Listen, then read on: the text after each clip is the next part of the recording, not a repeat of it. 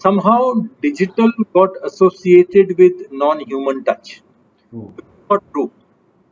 I mean, I think of digital can be human, digital can be, sort of, emotional touch oriented and so on.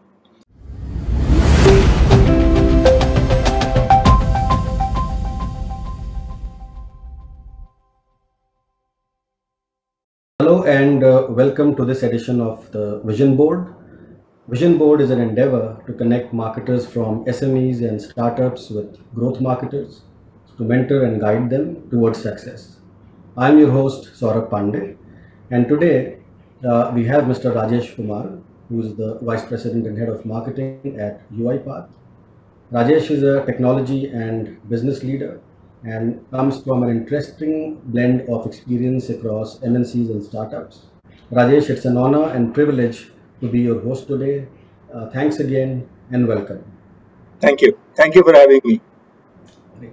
So, Rajesh, based on your diverse experience, uh, how do you see the marketing world, getting impacted by technology today, by a lot of data and automation that is, supposed to be driving marketing? Is that really happening in the corporate place today?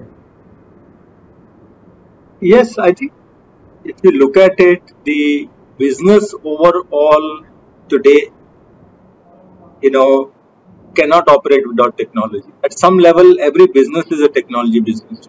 Hmm. And marketing is what is the mirror to business or reflects what's happening in the business. Correct. So I would say, compared to many other functions in the organizations, marketers are a bit slower than, I would think, they should be. When I look at adoption of technology across different functions, marketers don't show up in the lead. They are third or fourth. Hmm. They are behind finance for sure, and some of the other functions. So yes, I think technology has become imperative for marketers to adopt as much as, the overall business technology has become imperative. Awesome. I always argue marketing uses technology for, there are lots of applications, but they use for far fewer things they can use. I mean, I still see much lower use of, example, things like, artificial intelligence or even automation in marketing than marketers can do. Because marketers are responsible for overall customer experience today. Absolutely. And technology has a lot more impact at the front end, at the point which business meets the customer, than traditionally everyone thinks of back end first. Hmm. So that's where I think the frontier for winning is. Yes, overall, a lot of adoption, but I think it's a lot of scope to take it forward. Awesome. No, I absolutely agree with you that marketing essentially touches uh, many functions. In fact, much more functions than any other individual function in an organization, and hence it also has a lot of responsibility. But we see that some culture of technology adoption and investment into technology in larger enterprises. But when it comes to SMBs, do you see the same culture also kind of transcending to the SMB sector as well, or do you see that they are still lacking in some ways? I think the pandemic has accelerated a lot of technology adoption across all facets of business and across all sizes of business. Hmm.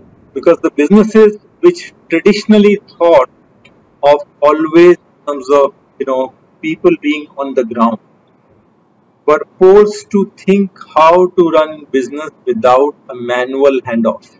That's great. And how do we see this in the specifically in B2B companies where a lot of B2B companies, traditionally we have seen that they were investing in exhibitions and PR and direct sales or direct marketing, some form of direct marketing. But with the use of technology and automation, how do you see this specifically the B2B marketing transformation with technology?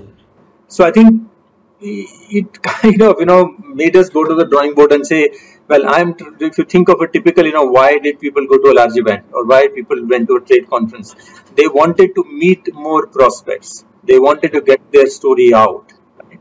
It made them rethink what is the story, Who do I want to get it out to, and then how do I work in this new environment to get it out effectively. And I would give credit, also the clients and prospects have opened up. They also realized that they just didn't have the option to meet people in person and they had to get things done. So they've opened up as well. And once people started realizing the amount of time they saved in commuting, amount of time they saved potentially in travel, and the virtual events, hangouts broke the barrier of multiple geographies. And the last thing I would say, somehow digital got associated with non-human touch. Not true. I mean, I think of digital can be human, digital can be, emotional, touch oriented, and so on. It doesn't fully replace sort of the human connection, but it can do a lot of it. And I think as things open up, we will find a new balance of human and non-human touches where digital will play an increasing role, but it will definitely not take away the physical connection part.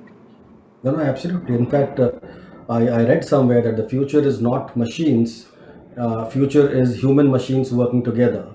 And I think maybe in your the category that you operate in, the process automation, robotic process automation, I think that could be the best example of how it's poised to grow further. So my question, Rajesh, I think you raised a very important point of the human face of an organization, the emotional part in decision making.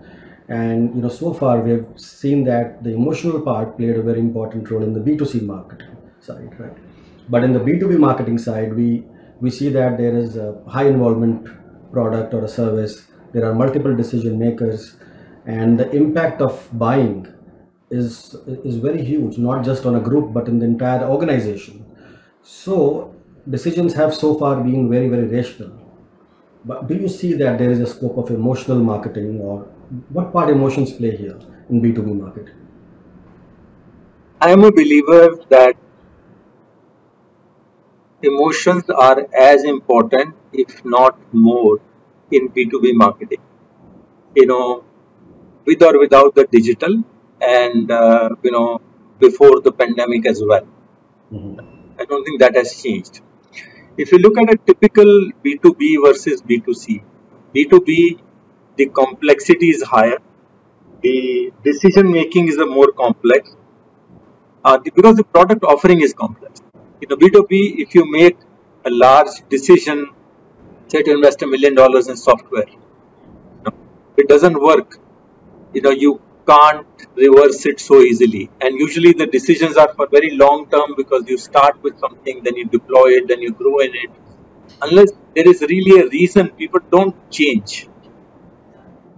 And if you look at decision makers, decision is complex, but I don't feel it is devoid of emotion. The decision maker is practically putting their professional success on the line.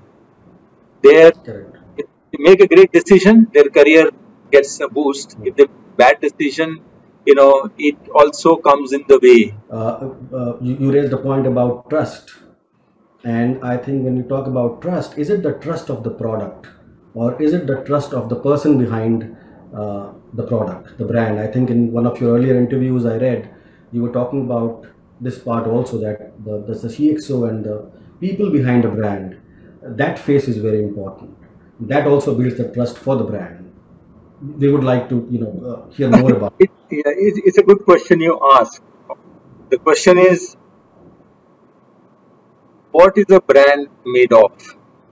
In a B2C, typically there is a corporate brand, and then there are multiple categories and individual product brands under it. Okay. And in many cases, people know only the brand that they use. Right. Brand of a chocolate may not so much brand of the company, right? Okay. But in B2B, usually it is the company is the brand. There aren't, most cases, sub brands under it. So in that sense, the principles don't change, but a B2B brand is expressed a lot more in interaction with the people from the company. In the way they present their business story, the way they present their case, starting from simple things like a PowerPoint template to how they receive emails and so on and so forth. So them to be be their authentic selves and be aligned with what brand presents, and that comes in every interaction is very important. That's why I think of every employee of a B2B company and any company actually is their brand. That's how people read the brand, not by what we tell them with fancy advertisement or fancy creative things. If they don't align, then actually it works other way around, because then people see it as, not authentic, and that's not a good place to be in. Correct. I think very, very valid point. What you're also bringing to the fore is the value of interaction, which is specifically unique to B2B companies, because uh, while people are investing a lot in technology and digital, but despite that, somewhere I think the marketing function is missing out on the engagement part. They don't see that engagement, or maybe we are not working towards that engagement. What's your mantra, Rajesh? How to ignite that engagement with consumers uh, after using technology, of course, and doing everything else? I think two things have happened, and one is that I think the whole idea of measurement has gotten taken to the extreme. If I look at, even over last 2 3 decades, B2B in some ways always measured everything. Hmm. It wasn't very complex in the sense that numbers are small. Technology is useful, but technology is not a substitute for strategy. Correct. It's a part of it. So what you said, engagement is the soul of the business or soul of marketing. Technology is a tool to drive efficiency in how to realize it. Typical example, B2B, we couldn't, earlier the barrier to doing some very creative communication or engagement was because every medium had a, 80/20 rule and barrier of entry. So there was too much spillage. It didn't make sense to advertise on TV. It didn't make sense to go to cinemas and so on and so forth. With digital, you can practically do 1:1 advertising.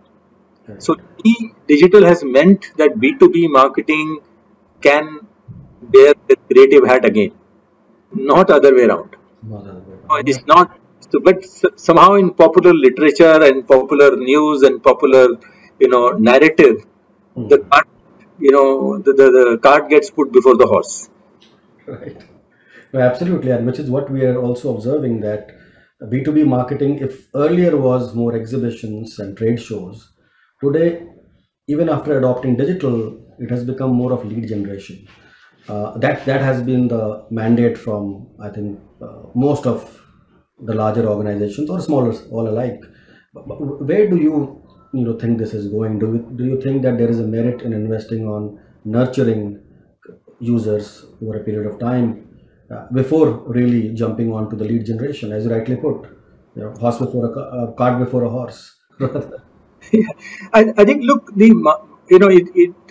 marketing has two big roles, right? One is the brand, second is the demand, simplistically, right? And so I won't start from lead. I think depending on the maturity of the business and where the business is, the mix and the means to do it change a little bit, right?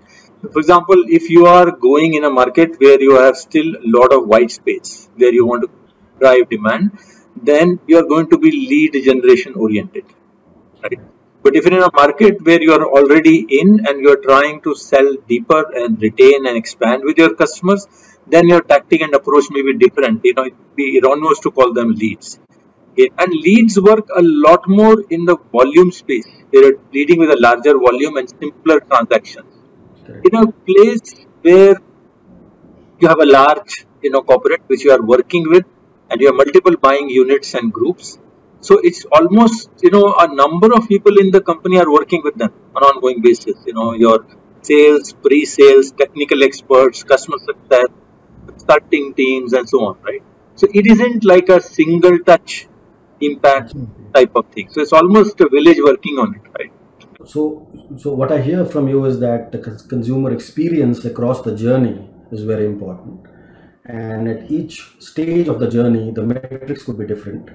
They need not be leads, or they can be leads, but in different formats at different stages. So that is one part. And talking about the consumer experience, how much weightage do you give to content, and do you think content is instrumental, number one, for enriching the experience, and number two, how do you think SMBs and startups who have a paucity of funds, do you think content is an arsenal for them to leverage against the larger players, especially in this space, the B2B space? So you ask a good question. I will try to simplify the way I think about it. Hope that makes sense. Anything that becomes a large term seems like a formidable thing, that only for large companies and some sort of a specialized experts. Right? It is not. I think content is about relevance and authenticity. Right? What is content? Content is being able to provide a narrative for your product, solution, and organization. Why do you exist? How are you going to help your consumer or customer, and why should they care? So, larger company may mean more complexity of solutions, more complexity of maybe geographies or segments they have to go to. So, therefore, they need some sort of a mechanism with larger capacity, more diversified capabilities. They have to build a content marketing team or an engine or so on and so forth. If you look for a smaller business, people still want to know, how did you come into being? What is it that you're offering me? Why should I engage with you? What problem for me you're going to solve? Why should I trust you? And sometimes it is founder telling their own story. So it's not so much. I think in some ways it's become simpler to do things which took more money and there were more barriers earlier. No, absolutely agree with you. In fact, a lot of times consumer appreciate a candid video rather than a professionally created video. Yes, because there is some sense of authenticity. Trend has gone even to making movies and so many other mediums, right? Correct. From making full feature movies on mobiles and so on and so forth. So there is more openness to trying different types of experiences, formats, and so on and so forth. Absolutely, absolutely. So talking of startups, a lot of youngsters nowadays are turning to entrepreneurship. They're starting off,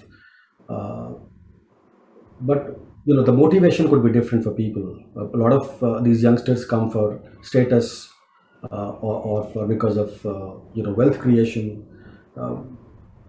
What do you think is the philosophy behind entrepreneurship? What should be the philosophy behind an entrepreneurship? Yeah, I think it's great that entrepreneurship has gotten a boost. Right. And there is opportunity for people to become creators of jobs, creators of wealth, and be the nucleus for amplifying economic activity rather than just being a part of it. Right. Also, I think given the amount of uncertainty and churn and change in the world overall, technology, geopolitics, industries, the cycles have become shorter and more sharper. Right? I think it helps for everyone to get a taste of different ways of doing things. Being an entrepreneur, working in a startup, working across industries, doing different types of jobs. So it does take away the security of doing the same thing over and over and over and over again, which in some sense at least seemed like the recipe in the previous era. But I would say if one is some out of is forced by the circumstances, beyond that, if one is able to embrace it, I think you become more valuable in yourself. The other thing which has changed and is a great welcome is that failure is no longer a taboo. Correct. 20 years ago, if somebody lost a job, they will hide it. Right? Nowadays, you do a startup, you fail, it might actually be seen as a value by somebody. Absolutely. Because you do something different, you probably saw what doesn't work, and therefore you are smarter. So again, but I think anything that is portrayed as panacea is hard to meet promise. I think it's a great experience. It works great. Doesn't work, you can always go back to a job, you can do something else, you can make a different startup. And like anything else, everything comes with a mixed bag of chocolates. Not everything is equally sweet, and not what is publicly portrayed for anything or any profession is always true. There is a lot of hard work and pain and effort behind it. But every entrepreneur who becomes a unicorn, I'm sure there are so many who didn't even take off.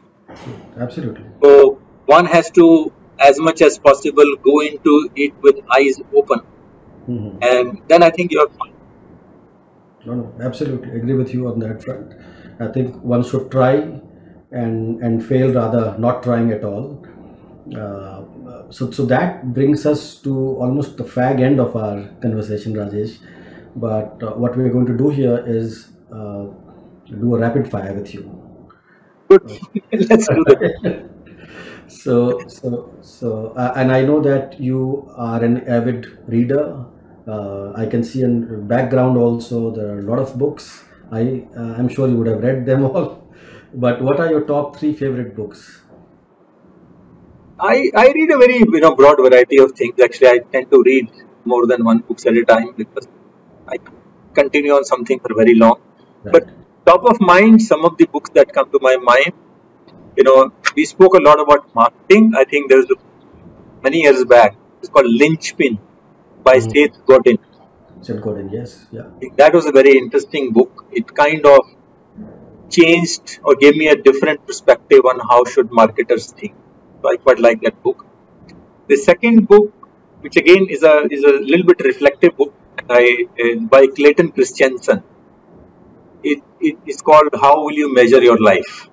Okay. He's a great author. All of his books are great, but this one is very, very unique and very reflective.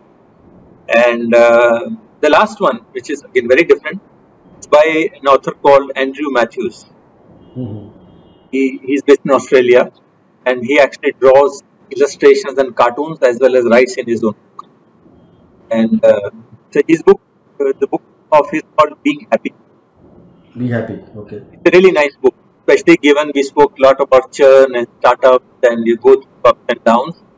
Very interesting book, which gives you a nice perspective on how to keep, a square head on your shoulders. And I know you have already, talked about tips for entrepreneurs already. But apart from, the tips that you've suggested already, what would be one, mantra or one tip for the budding entrepreneurs today? It's the value of tenacity, staying on. Because many people have said that in a large number of cases, they started with something and then they ended up with something else. The thing that helped them through was the tenacity to stay on it and be open to adapting their idea as they went along. And then eventually they discovered success. In many cases, they say that it was not the most obvious thing. It led them there. And a very interesting point, because what I have observed, Rajesh, is that a lot of people start businesses because they're passionate about something. So passion is a great Kickstarter, but after a while, just passion does not help you, stay afloat. So you need, as you rightly said, tenacity. And one of the ways in which I have seen people, bring that attribute in is by having a co-founder. Because then what you do is you have 2 different skill sets, and it's not just passion anymore. It's beyond passion that you have to, strive to thrive, essentially. Yeah, and you have a partner in down times, right? So correct, and absolutely. Absolutely. So absolutely the last question for you now is what are the 3 qualities that you look for in a young marketer, or what professional qualities appeal to you in young professionals? Yeah, I mean, I try to look for 3 things actually. I try to look for, most importantly, I always value in people, this fire in the belly to do something and get somewhere. Correct. I think that's what makes us wake up every day and fight all the battles and odds and so on and so forth. That's one I really like. Second I like is the ability to see through the obvious. get to somehow the core of the problem. And I believe once you get to the core of the problem, the answers become obvious. Right. Ability to peel those layers. And third, I will say being able to work with people. Ah. Right? I don't. Anybody can succeed on their own. So I would rate ability to work with people for individual excellence any day. Absolutely. I think these three things, I believe, are a good combination for anything else. Awesome. I think all the inputs and observations are extremely valuable for our listeners and for our viewers here, and I hope that they're going to take advantage of it. And Rajesh, thank you once again for joining us. We would Thank look you for forward. having me. Really enjoyed talking to you, and I hope audience find it useful. And anything anybody wants to engage, I'm quite happy to talk further and reach out to me on any of the social channels. I'll be happy to talk more.